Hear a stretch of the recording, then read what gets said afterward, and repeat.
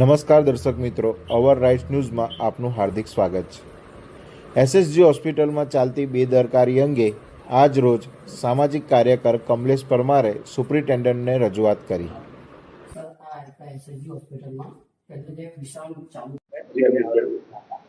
મધ્ય ગુજરાતની સૌથી મોટી હોસ્પિટલ સર સયાજીરાવ હોસ્પિટલમાં ઘણી બેદરકારીઓ જોવા મળે છે।